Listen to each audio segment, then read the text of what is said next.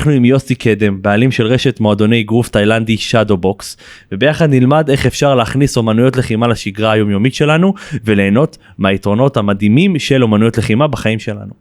תודה רבה שהגעת לאולפן שלנו, יוסי. תודה רבה לכם על האירוח. ככה, לפני הכל, בוא תספר לנו מי זה יוסי, איך הגעת לדבר הזה בכלל, ומה זה אומר. וואו, אז נעים מאוד. יוסי, בן 36, נשוי, פלוס 2 ילדים, ועוד אחד בדרך. מזל טוב. תודה רבה.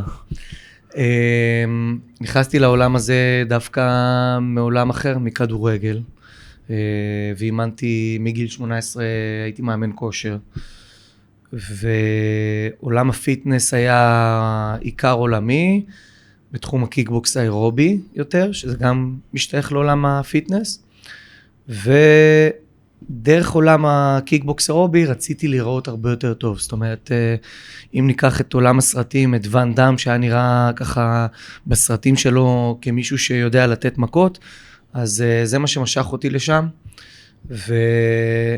ורציתי לראות יותר טוב. לא רציתי להילחם בכלל, זה לא היה התחום שלי וזה לא היה החשיבה שלי, ורציתי לשפר את הנראות שלי מבחינת הלחימה בקיקבוקס אירובי, ואהבה, פתאום אתה מתאהב, פתאום אתה נכנס לאימון וזה לוקח אותך לעולם אחר, והתחושה שאתה יוצא משם זה מוציא ממך בן אדם אחר, והצד התחרותי שלי משך אותי לשם. נחשפתי לאגרוף תאילנדי, ותוך שנה כבר החלטתי שזהו, אחרי שאתה כבר מתאגרף עם החבר'ה הרציניים במועדון, אתה חוטף מכות ואתה כבר לא מתרגש מזה, אתה אומר יאללה, בוא נעלה לזירה, ותוך שנתיים תחרויות, אליפויות הארץ, גביע המדינה, אליפויות אירופה, אליפות עולם, טייטלים, זה מושך אותך, אי אפשר להסביר את זה במילים, את התחושה, ואז אתה נכנס לצד העסקי, אתה לאט לאט מאמן את זה, אוהב את התחושה שאתה מפיק לאנשים אחרים, ואני מאמין שנדבר על זה בהמשך. כן. מה זה בכלל אגרוף תאילנדי?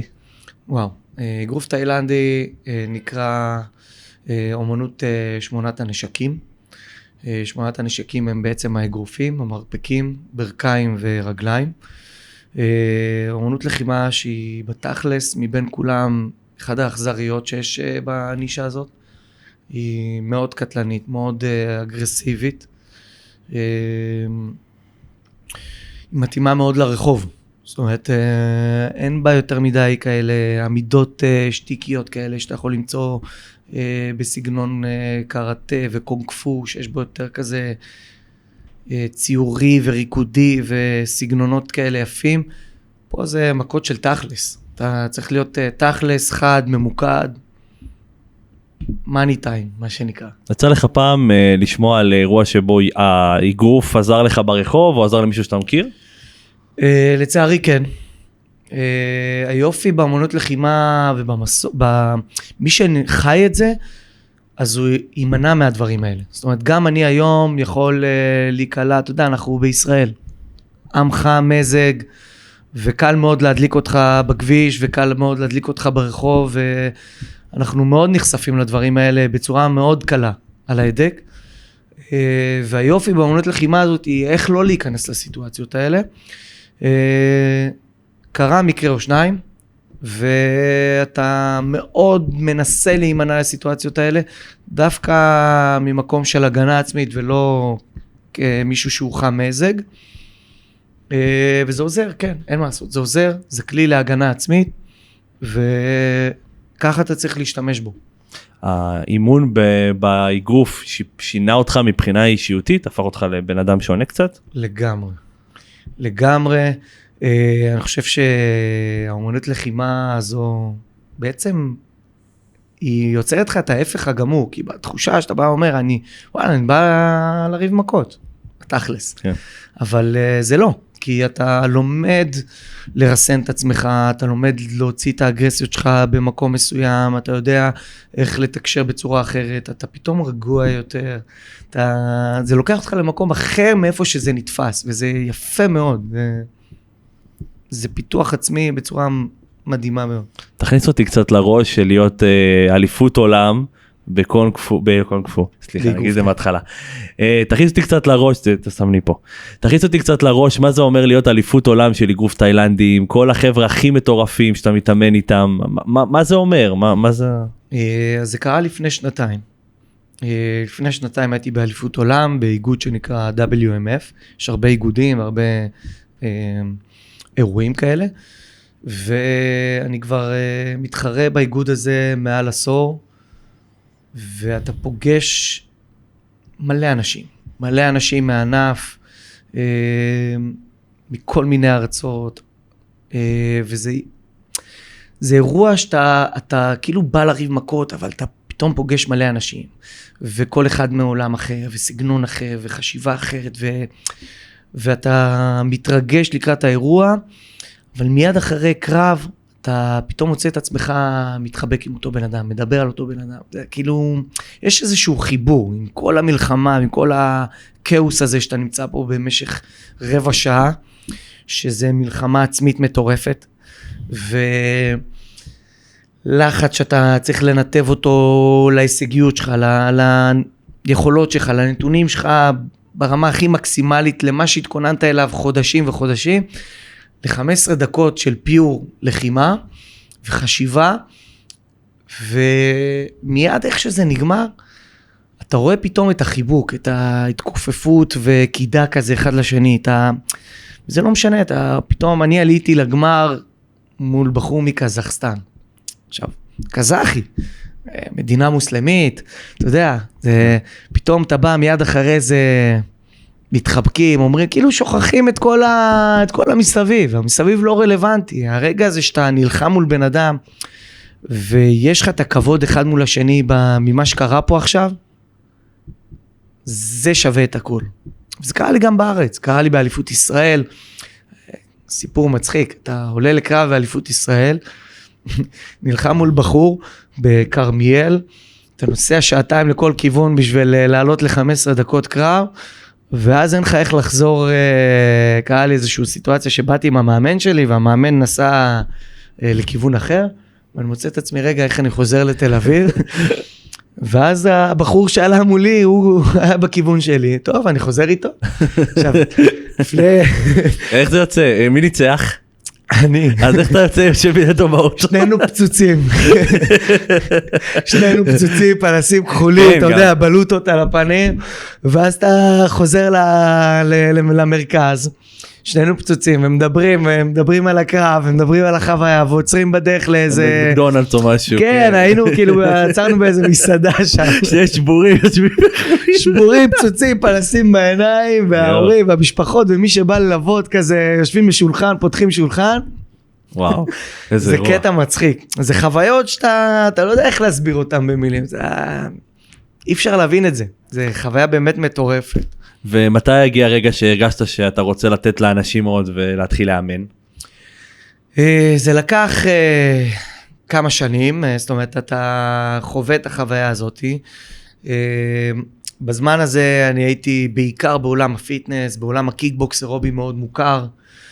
הייתי מעביר כנסים ואירועים, ומאוד מוכר בנישה של יותר עולם הפיטנס. ועם הניסיון בלחימה, והטייטלים, אליפות ישראל וגביע המדינה, וטסתי לאליפות אירופה, והתחרתי מול אלוף עולם שמה, ואתה צובר ניסיון, ואתה אומר, רגע, אני כבר מאמן הרבה שנים, ובוא נכניס את הנישה הזאת במשהו שאני חווה אותו עכשיו, בוא נעביר את זה הלאה לאנשים. אני כבר יודע להעביר ערך לאנשים, אני כבר יודע להגיע לתוצאות עם אנשים, אם זה בתחום הכושר, בפיתוח הגוף, ביכולות של עולם הפיטנס. בוא ניתן ערך מוסף, את מה שזה נתן לי. פתאום הרגשתי על עצמי את השינוי הזה, את הביטחון העצמי במשהו מסוים. את היכולת הפיזית הזאת של אני יודע להגן עליי, אני יודע להגן על הסביבה שלי, אני יודע להגן על המשפחה שלי. אני חייב לתת את זה הלאה, חייב להעביר את זה הלאה. והיה לי עסק בכיכר המדינה עם שותף במשך 3.5 שנים, שעסקנו רק בתחום הכושר, ולא הכנסתי את הנישה שלי, את האומנות לחימה לעסק שלנו, וכל המסביב ומה שקרה, וכבר נכנס אזור הקורונה והבלגן, הפרדנו כוחות, אמרנו יאללה, אני כבר כאילו לבד, ואני חייב לפתוח עסק, שהוא נטו אני, ואת מה שאני באמת חי אותו. והחלטתי שאני פותח את המועדון הראשון שלי בכיכר המדינה, כי זה היה האזור של הקהל שלי, ויאללה, אני יוצא לדרך עם אמנות לחימה, קראתי למקום Shadowbox, ויאללה, כאילו קורא לקהל שאימנתי אז בצד השני בעולם הפיטנס, בואו תכירו גם את הצד של הלחימה שלי, ופתחתי פעם ראשונה קבוצה של אגרוף תאילנדי, וזה התגלגל דווקא, זה יצר לי איזשהו אזור טוב עם תקופת הקורונה, שזה קהל מצומצם, בניתי את עצמי לאט לאט בצורה טובה עם קהל קטן, ולאט לאט זה כאילו גדל והתפתח, למה שאנחנו היום. איך אנשים הגיבו ככה בפעם הראשונה שהם נחשפו לאגרוף התאילנדי, מהעולם הזה של הקיקבוקס? זה היה דווקא יפה, כי זה לא היה זר להם. החבר'ה של הקיקבוקס אירובי מכירים את המכות, מכירים את השמות, מכירים פחות או יותר איך המכה נראית, אבל לא הרגישו את זה פיזית. זאת אומרת, לא היה אימפקט, לא היה מגע. אתה מרביץ באוויר, אתה מול מראה, ועושה קומבינציות של מכות. אם שייך את זה לעולם הפיטנס, למי שמכיר את עולם הזומבה, שרוקדים שם, אז זה היה בדיוק אותו דבר. אתה רוקד, אבל עם תנועות של לחימה, ולא תנועות של, לא יודע, סלסה, בצ'אטה וכל מיני כאלה. אז פה אתה מכניס את זה ממש לאימפקט, למגע, לחישול, לחטוף מכה ולהמשיך הלאה.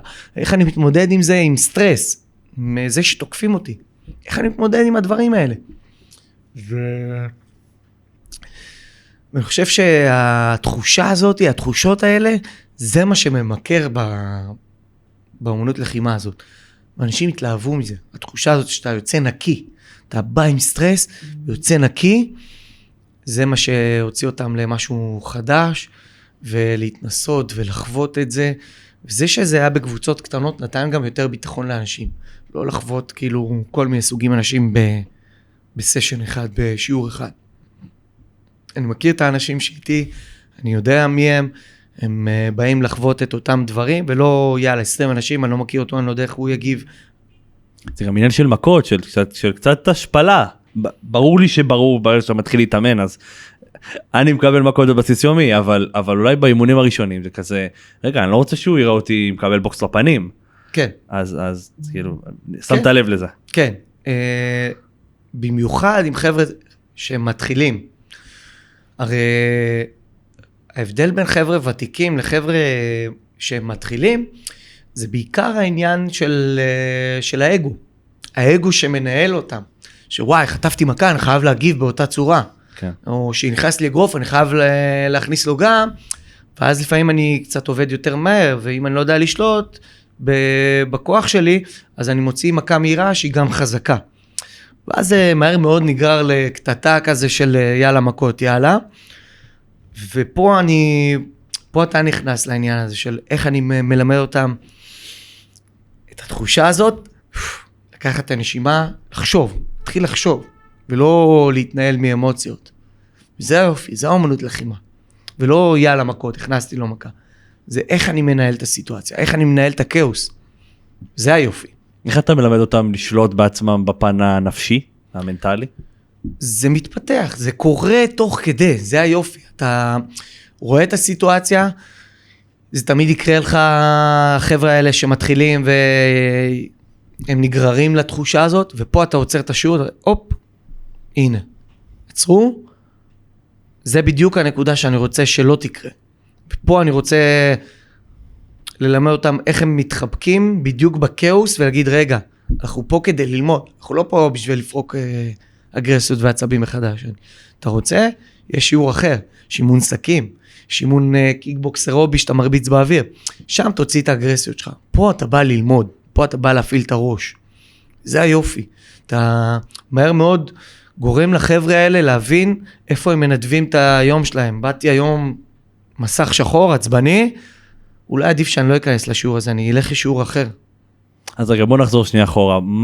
איזה שיעורים יש במכון? זה רק מכון של שיעורים, רק אימונים בקבוצות, נכון? כן, אנחנו לא מתנהלים כמו חדר כושר, יאללה, נכנסתי, התאמנתי והלכתי.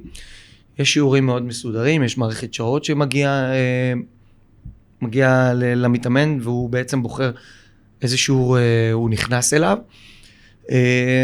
ויש מגוון שיעורים, יש שיעורים שהם יותר פונים לצד של הכושר הגופני, יש שיעורים שהם יותר מקרבים אותי לעולם הלחימה, אבל עדיין אין את האימפקט, אין את האגרסיות, אין את התחושות האלה של לעבוד מאגו, כמו קיקבוקס סכים, כמו קיקבוקס סכים שמשולב עם משקולות, שאני יכול לשלב בין השניים, זאת אומרת אני פורק אגרסיות על השק, ואני גם מפתח יכולות של כוח בנוסף, ויש את השיעורים של אומנויות לחימה, שהם אגרוף קלאסי, שזה מכות ידיים בעיקר, ותנועה במרחב, ויש את האגרוף תאילנדי שדיברנו עליו בהתחלה, שהוא משלב גם ברכיים, מרפקים, קלינצ'ים, וכל מיני כאלה. מאיזה גילאים מתאמנים אצלכם?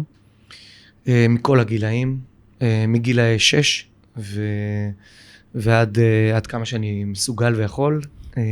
אני פוגש גם חבר'ה בני 40, 50 ו-60 אצלי במועדון, שזה יפה מאוד ומדהים. ואתה רואה את התהליך, בכל אחד מהם אתה רואה התפתחות. זאת אומרת, מגילאי 6, איך אנחנו בונים את ההתפתחות המנטלית ועובדים על היסודות שלהם, ואיך חבר'ה שמגיעים אליי מגילאי 20 ו-30, ואנחנו מפתחים אצלהם משהו אחר, כי הם כבר באים עם איזשהו ביסוס מנטלי, ואנחנו מנסים לעצב אותם בצורה מסוימת, שהם לא יתייאשו. בכל זאת, אני נמצא במרכז תל אביב, ואתה במרכז תל אביב, יש לך את התל אביבים האלה שבאים, כאילו, באתי לפן ובאתי ליהנות, ולא כולם באים רק לאומנות, אז אני מתאים את עצמי, וזה הבידול. אני מתאים את עצמי לקהל המורחב, ונותן להם טעימה של אומנות לחימה, וכשהם נכנסים לאומנות לחימה, אז אנחנו נכנסים כבר גם לעניין של המשמעת. זאת אומרת, אנחנו עושים את זה בצורה יפה. אנחנו לא באים, חבר'ה, באתם אליי, אני הסנסei פה, אני המאסטר, ובוא, רד על הברכיים. אנחנו יודעים לגשת לכולם.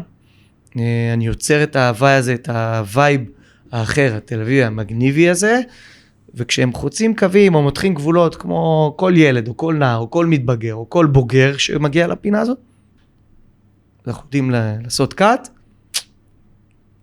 יאללה, בואו נעצב אתכם.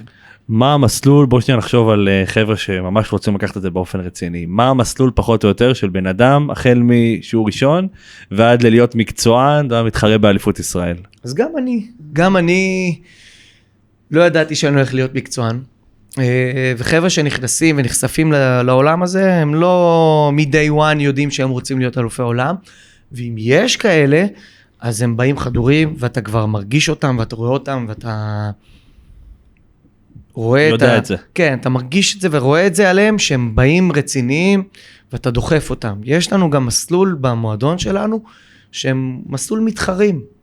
המסלול הזה פתוח כל יום להתאמן, יש ליווי של תזונה עם תזונאית קלינית, יש לנו אימונים שהם ספציפיים, שאנחנו לוקחים בשבוע את החבר'ה התחרותיים, ואנחנו המאמנים מתאמנים איתם. זאת אומרת, חווים אותנו על הצד המקצועי ביותר, ואנחנו גם פיתחנו ממש מסלול לחבר'ה שהם תחרותיים.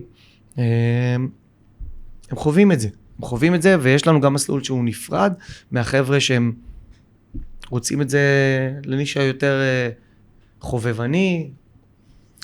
האם האימונים הם משהו קצת משלים לחדר כושר, או ממש אנשים מעיפים את המכונים ובאים רק אליכם? יש גם וגם, יש כאלה שמשלבים, יש כאלה שעזבו את חדר הכושר והגיעו, כי יש לי גם אימונים שהם סביב תארת המשקולות, כמו אימונים פונקציונליים של תחנות כאלה של בדומה לקרוספיט ועבודת זמנים, יש לי אימונים שהם נטו כוח, שמייעדים ומחזקים את הנישה של הלחימה. בשביל להיות לוחם חזק, צריך גם להרים משקלים, צריך גם לעבוד על הסיבולת לב ריאה שלך, צריך לפתח כוח מתפרץ, זריזות, מהירות, צריך לגעת בהכל, והמועדון שלי נוגע בכל הנישה הזאת. וכן, אנשים שמתחברים למדריכים, לצוות שלי, אליי, לקהל, בסופו של דבר עוזב את זה.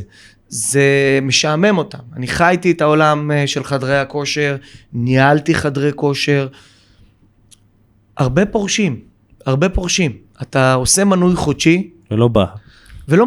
הנה, כמו שאתה אומר, בחד משמעית, אתה לא מגיע. אם אני מסתכל נטו על מנוי שנתי שלך, במקרה הטוב שלך, וזה, אני נותן לך סטטיסטיקה מבן אדם שבא מאחורי הקלעים, מבן אדם שניהל מועדוני כושר, אנחנו היינו בנויים על אנשים שמגיעים פעמיים בשבוע במקסימום. זה הרווח שלהם. וזה הרווח שלהם, מזה שאתה לא מגיע. מזה שאתה לא מגיע. ואני בא וההפך, המנוי הבסיסי שלי הוא מינימום 3 פעמים בשבוע. זאת אומרת, אני דוחף אותך להישגיות. אני רוצה שיראו אצלך יכולות. שאני רוצה לראות שינוי אצלך. אחרת הייתי בא ואומר לך, אני מתחיל מפעם בשבוע, ומפעמיים בשבוע, זה לא מעניין אותי. אני נותן לך כבר בבסיס את היכולת להשתפר. אתה מבין? כן. ואחד הדברים היפים אצלי במועדון, שאני מאפשר לך לרכוש רק פעם אחת כרטיסייה.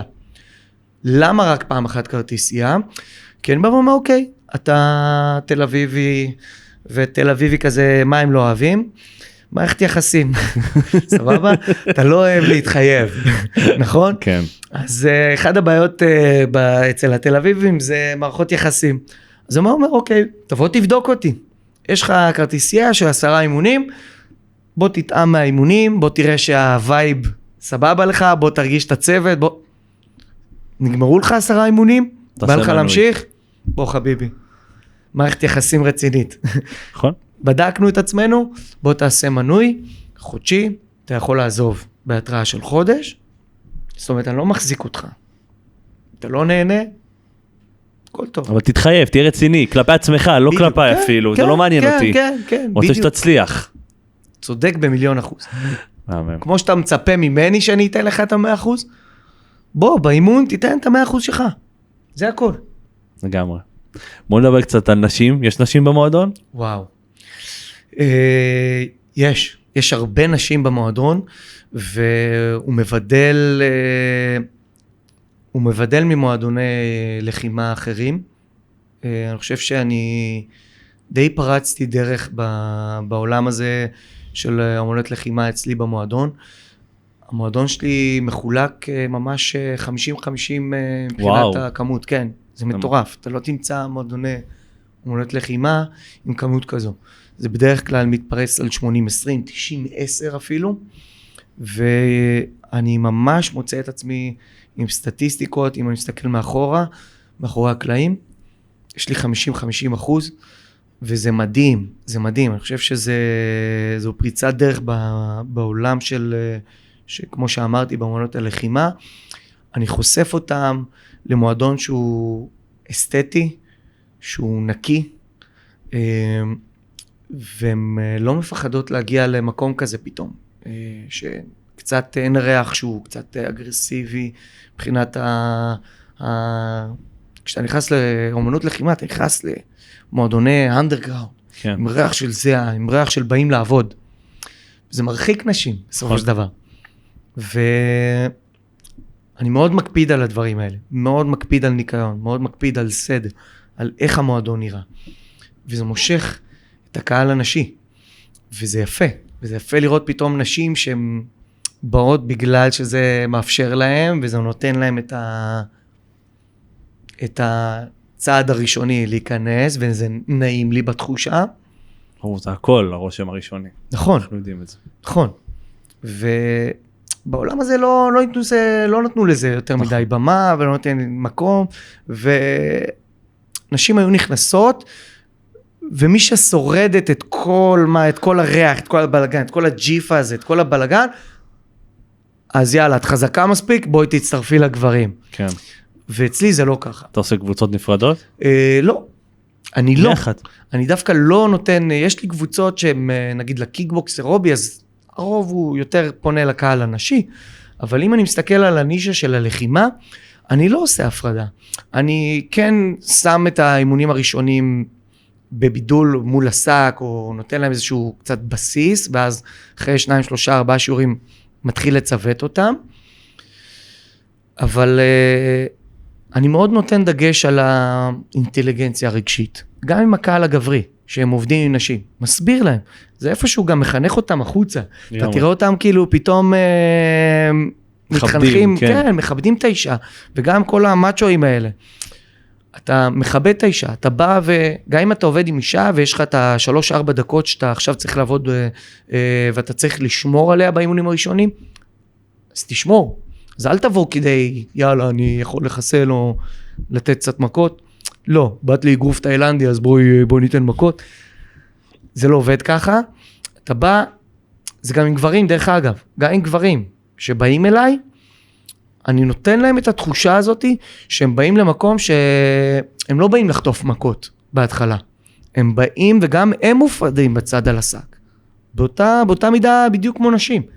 שלא יהיה פה טעות, כאילו אני מפריד בין נשים לגברים, או עניין מצ'ואיסטי או לא מצ'ואיסטי, אני עושה איתם את אותו תהליך, כי אני רוצה שהם יבנו את עצמם, את הבסיס, את היכולות, בהדרגה, ואז אני מכניס אותם לקבוצה, ואני גם, לחבר'ה הוותיקים, אני גם מסמן אותם, ואומר להם, חבר'ה, איתם אתם נותנים welcoming, אתה נותן להם את התחושת הצטרפות, ועובד איתם לאט, ומלמד. ואז הם מרגישים כחלק מקהילה, הם מצטרפים וואו, הוא שמר עליי, כיף לי איתו. אז נהיה קהילה וחברים, וזה כבר נהיה מעבר. בדיוק, וזה בסופו של דבר העניין פה באמת. זה ליצור את הקהילה, ליצור קהילת כושר וקהילת, זה קהילת כושר בסופו של דבר.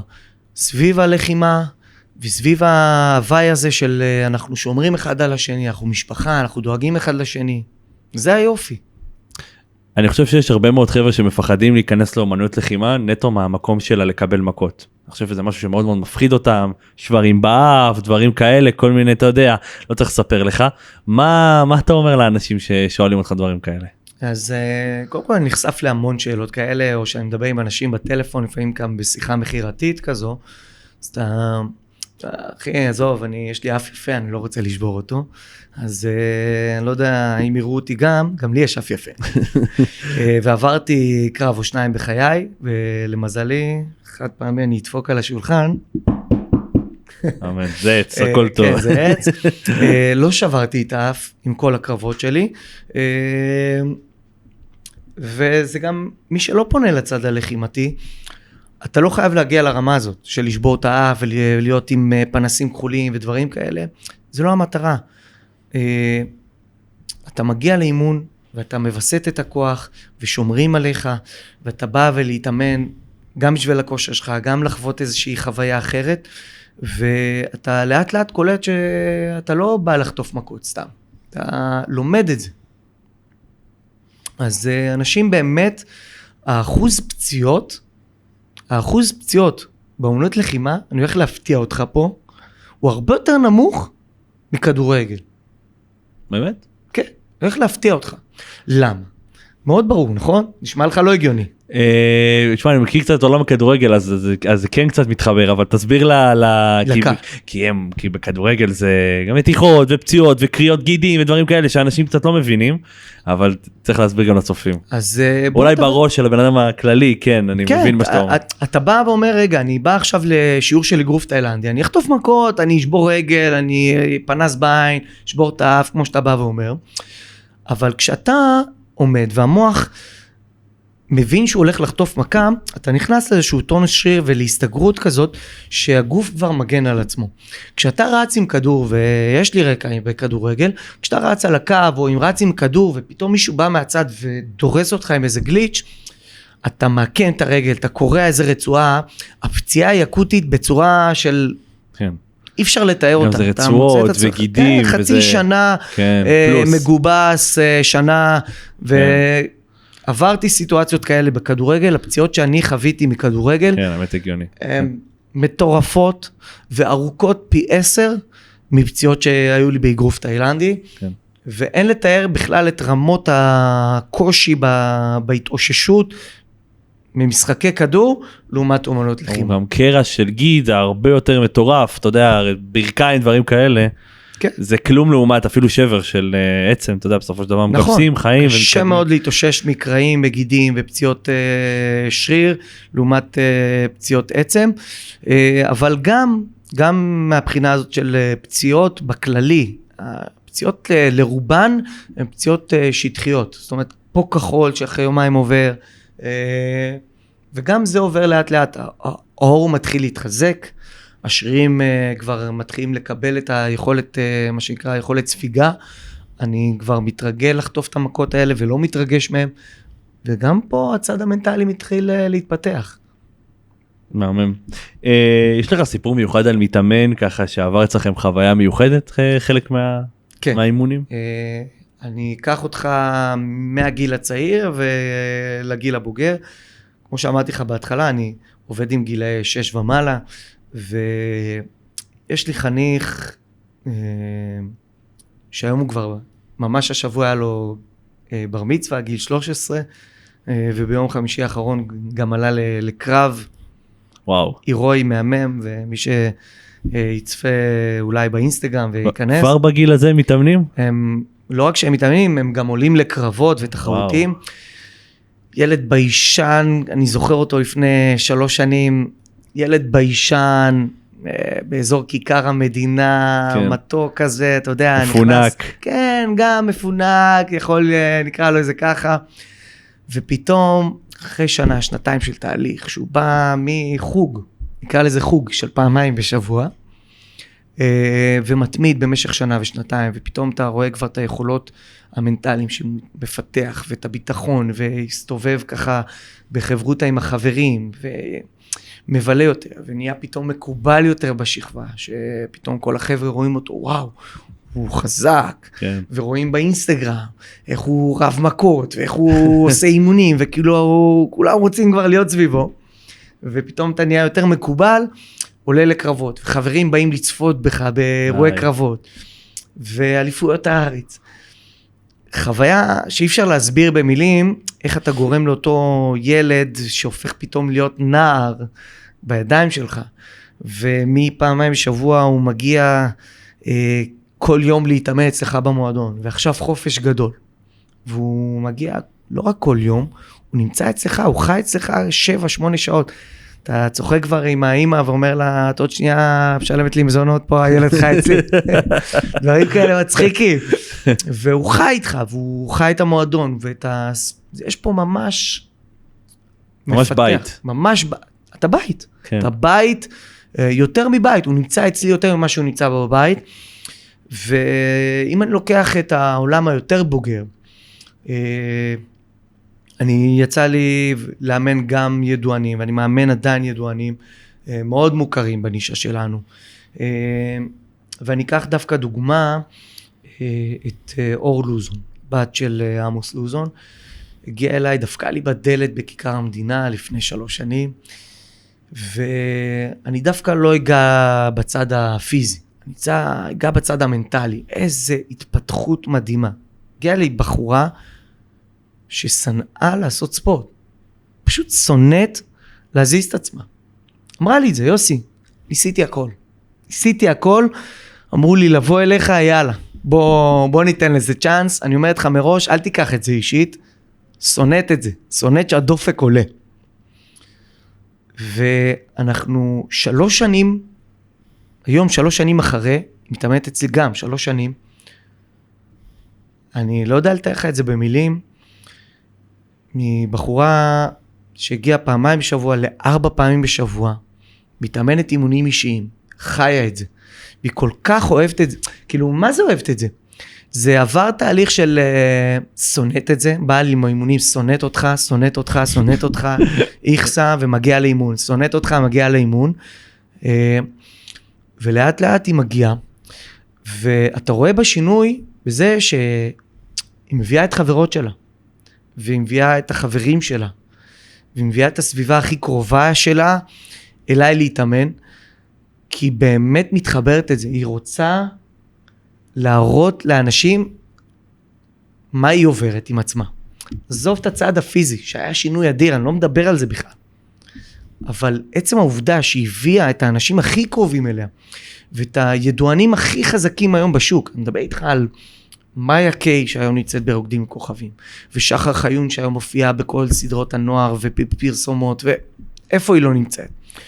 ובאמת אנשים כל כך חזקים, וטל מורד, ומי לא, באמת.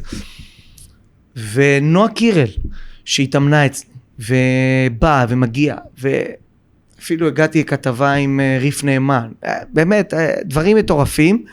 האנשים האלה הגיעו דרך אותה בחורה שהרגישה שיש לה שינוי גם מנטלי מאוד חזק, פתאום בן אדם ששנא לעשות ספורט, להגיע להתאמן 4 פעמים בשבוע איתך, והיא טסה כל שני וחמישי לחול, ועוד בשדה היא שולחת לך הודעה, אנחנו נפגשים מחר ב8 בבוקר, ואין אצלי את השעה הזאת, אני אומר לך בינינו, אין אצלי את השעה הזאת ביום, אני עובד עד 10 בלילה, 11 בלילה, תנו לי לפחות לקום, להתחיל את היום ב9, 10 בבוקר, את האימונים האישיים. זו הבחורה היחידה שהייתי קם במיוחד בשבילה ב8 בבוקר, ולפעמים גם ב7 בבוקר, ובשעות לא שעות, כי עברנו תהליך שאני גורם לבחורה הזאת, לאהוב את הספורט הזה בשביל הנפש שלה, בשביל לשנות לה איזה משהו בראש, וגם לי היה את המחויבות הזו בשבילה, והיא הרגישה את זה, ופתאום היה שם איזה חיבור, שאי אפשר היה להסביר את זה. חיבור ששינה אותה, ויצר פה איזה משהו, ואני הרווחתי את הבנפיט. את זה שהיא הייתה כל כך מוכרת, והיא בפני עצמה באמת בחורה מדהימה. חייב להגיד לך, הוא שר עבודה שאין לי איך לתאר אותו, אבל גם בפני עצמה, וגם בגלל שיש לה את הסביבה שאנשים מכירים אותה, וידוענים והכל, נחשפתי לבנפיט שלה, ושנינו הרווחנו פה. לדעתי שנינו הרווחנו פה. לגמרי. מהמם. יותר מזה אין הרבה מה להגיד. ככה לקראת סיום, אתה רוצה להגיד את זה משהו אחרון ככה לצופים? כן, קודם כל, תבואו לנסות. תבואו לנסות, המועדונים פה הם בתל אביב, במרכז תל אביב, כמו שמעתי בכיכר המדינה ובמנדל מוכר ספרים, ליד הים. ואני גם בקרוב עובד על בנייה של סניף שלישי, אנחנו עוד לא נדבר על זה כי זה עוד לא סגור. תל אביב. לא בטוח, אנחנו... לא רק תל אביב, הגיע הזמן. כן, לא רק בתל אביב. בשאיפה היה התרחבות תל אביבית ולתפוס נישה, אני לא פוסל את זה, יכול להיות שאנחנו גם נתרחב גם חזק מאוד בתוך תל אביב, אבל יכול להיות שאנחנו גם פורסים החוצה, ותתעדכנו, תכנסו לאינסטגרם, תעקבו, אני אומר לכם, שווה, החוויה, אתם תרגישו את הווייב דרך האינסטגרם, אתם תרצו לבוא בוודאות, תבואו תנסו משהו שהוא אחר, מבטיח התמכרות. יוסי, אתה תענוג לארח אותך, קווה לעוד הרבה אחרים.